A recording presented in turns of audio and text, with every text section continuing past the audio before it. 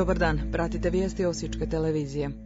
U skladu s nacionalnim akcijskim planom zapošljavanja, hrvatska je vlada iz proračuna za ovu godinu izdvojila 156 milijuna kuna, a u svrhu sufinanciranja zapošljavanja i edukacije prema različitim kategorijama nezaposlenih osoba. Prošle je godine od ukupnog iznosa od 160 milijuna kuna u aktivne mjere zapošljavanja u Osječko-baranjskoj županiji uloženo 14 milijuna i 220 tisuća kuna.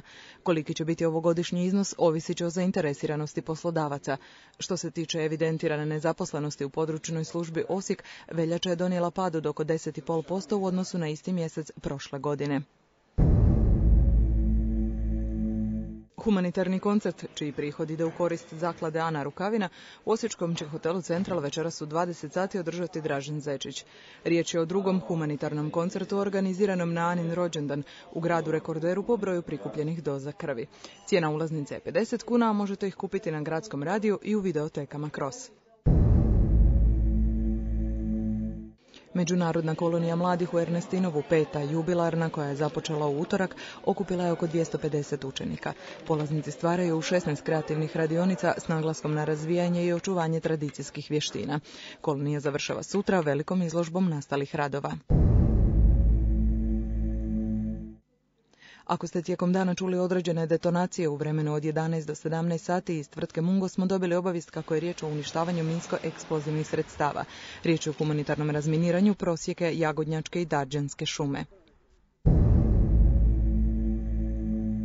Istražnom sucu Županijskog suda u Osijeku privedeno je 10 osoba, među kojima je jedan policajac, za koje se sumnja da su preko državne granice prebacile najmanje 42 stranaca.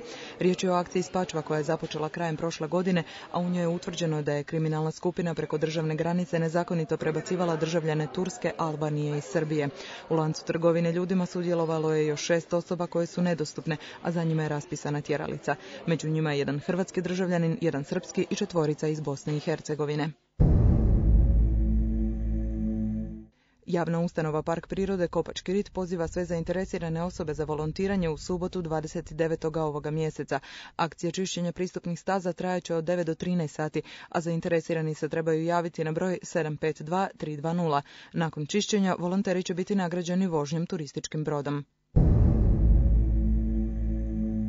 Rezultatom 6:2 Potočnica je u finalnoj utakmici pobijedila Sunčicu i osvojila ovogodišnji košarkaški turnir. U utakmici za 3. mjesto Vrtić Moslačak je pobijedio Nevičicu. Ukupno 18 ekipa sudjelovalo je na tradicionalnom uskrsnom košarkaškom turniru osječkih vrtića, a iako su igrali po prilagođenim pravilima, mališani su se na terenu borili kao pravi profesionalci.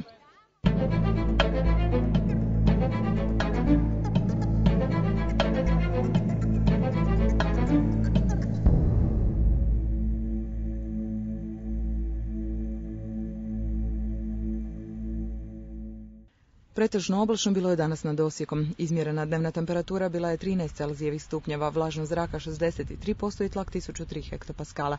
Slično vrijeme s mjestimičnom kišom očekivati je sutra prije podne, dok se za poslijepodne najavljuje razvedravanje.